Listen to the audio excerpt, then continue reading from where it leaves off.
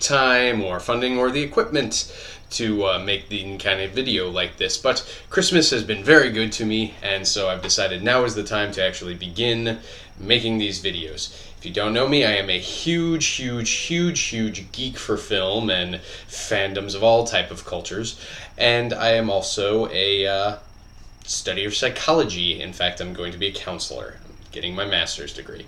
So I feel that these two fields are intertwined. Why not go ahead and explore my creativity in these videos and go ahead and let you know what I think about films, because I know that's what you all want.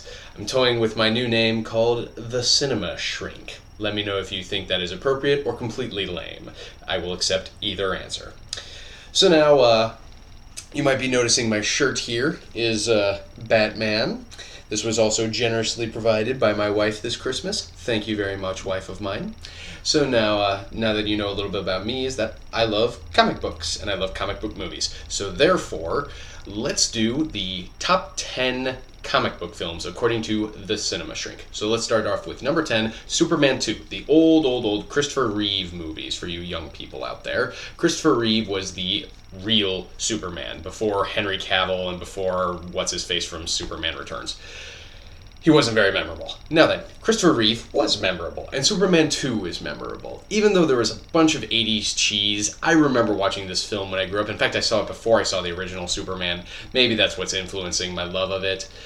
But even with the 80s cheese, I think Christopher Reeve really portrayed a man that's struggling with the immense pressure of Superman and also wanting to have just a completely normal life, and he doesn't really know how to deal with this. Of course, having to face amazing Terrence Stamp as General Zod. Kneel before Zod. It was amazing.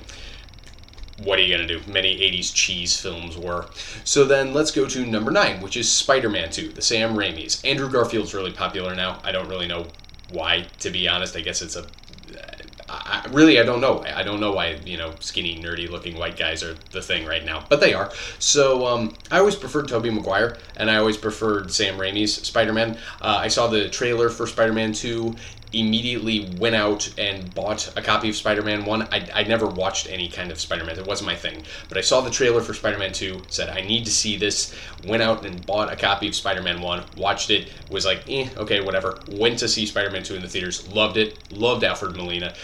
I thought some of the themes were better suited for Spider-Man. One of the problems with Sam Raimi's Spider-Man films is that the themes are the same for 1, 2, and 3.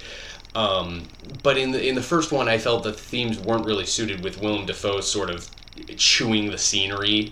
He was awesome, but it was just sort of way over the top for what the themes were doing. I felt Alfred Molina gave a little bit more reserved performance, and it was able to drive its message home a little better. But that's just me. Let's go to number 8, which is Batman Returns. This came out in the early 90s. Tim Burton returning with Michael Keaton, Danny DeVito, Michelle Pfeiffer, Christopher Walken, lots of wonderful cast. This film was really dark. I didn't expect to like this film because I loved the 1989 Jack Nicholson Joker and that Batman.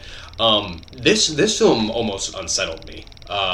Michelle Pfeiffer, I was a little kid and I was sort of like attracted to her but terrified of her. Danny DeVito just made me uncomfortable. Christopher Walken was scary, and that weird sort of staccato that Christopher Walken does, but he's a Batman villain. It was very odd, but it worked. In so many cases of Tim Burton, so bizarre, so ridiculous, but it worked. And for me, I felt the darkness of Batman. I felt his plight of wanting to connect with somebody, and I felt the chemistry between Michelle Pfeiffer and Michael Keaton was fantastic in that film. I felt it really played out. Number 7 is a new film, actually. It's X-Men Days of Future Past. I was late to the X-Men party. I watched it when I was in high school, and it came out when I was 10 or something.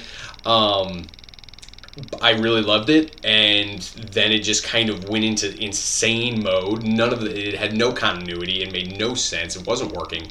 And this X-Men Days of Future Past was just, basically what it did was it took X-Men fans, held them close and said, shh, just a bad dream. It's all just a bad dream. And that's what it was. It sort of essentially erased the continuity, but it did it in a very good way, in a way that you were still invested with the characters. It didn't have to kill off everybody. It didn't do anything like that. It was very clever in the way they did it. So for me, kudos to you. I mean, and whenever you got, Gandalf and Jean-Luc Picard, with amazing dialogue, it's going to be wonderful. And then just right above that is another X-Men entry. It's X2. When I saw the first X-Men, I was left wanting a lot more. Well, X2 really delivered. In the first 15 minutes, Wolverine plunges his claws into a dude's heart. There's no oh, well, maybe he's just not that. No. He just straight up kills a guy in the beginning of the film. That's what I wanted. I was like, yeah, this guy's an animal. We really need to see some this is business.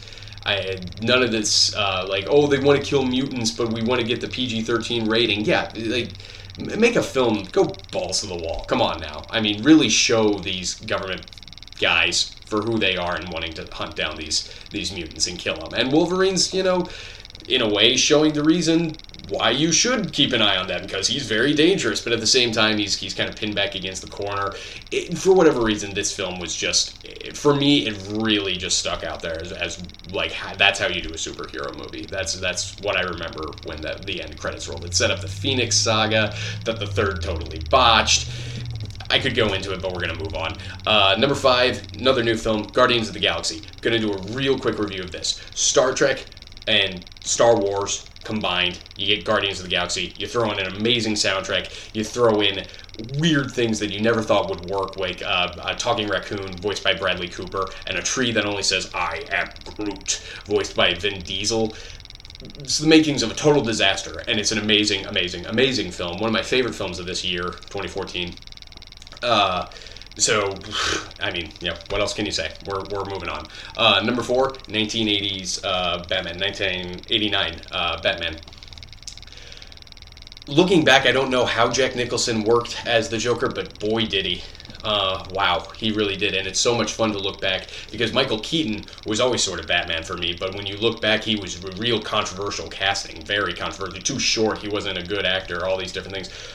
Wow, yeah, he really embodied what Batman was supposed to be and what Bruce Wayne was supposed to be, in my opinion. I loved the introduction into Tim Burton's Gotham. He was a newcomer at this point, very stylized gothic version. I love Danny Elfman's theme. Sorry, I prefer it to, a lot of the other music we get in superhero films nowadays. I like a theme I can hum for my superheroes.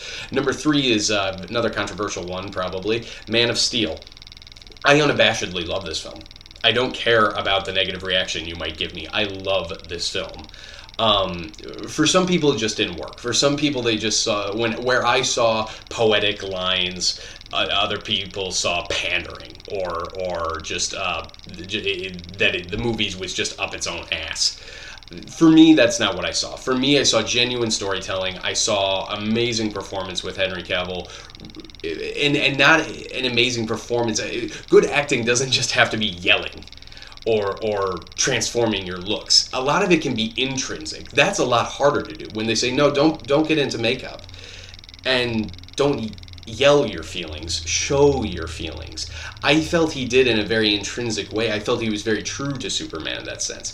And some things that weren't true to Superman. There was a lot of destruction. There was a lot of violence. There's killings. I felt that in this universe, they established that it was very necessary. It didn't destroy the image of Superman that I had. But for some people it did, which is fine. But you know what? They're moving forward with the universe, and I am very excited for the DC universe. Number 2 is the Avengers, simply because it was a lot of fun. It was a lot of fun. And it moved cinema forward, in my opinion. It really just had done something that had never been done before. Now, any studio is thinking about it, unless it's Oscar bait or some type of animated kids film, they're thinking franchise.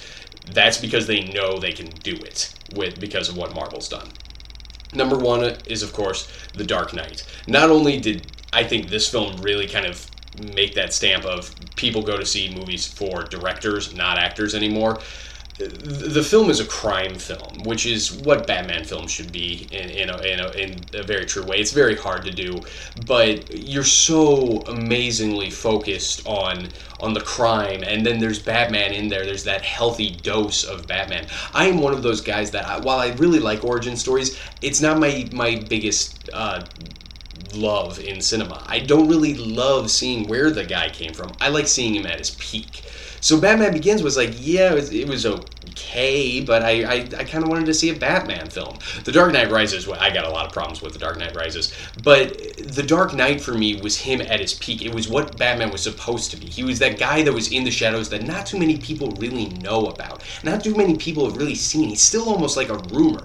And by the end, if he's not a rumor, then he's hunted. He's being framed, he's being set up, and almost willingly, because that's the type of guy that he is. It just drove home every point about Batman that I grew up like thinking about, and then I saw it on screen. I was like, oh my god, yeah, thank you, Christopher Nolan. Thank you for making the best comic book movie ever made. These are my top 10. Please comment with your agreements or disagreements, your compliments or your insults. Just give me feedback, please. I love you all.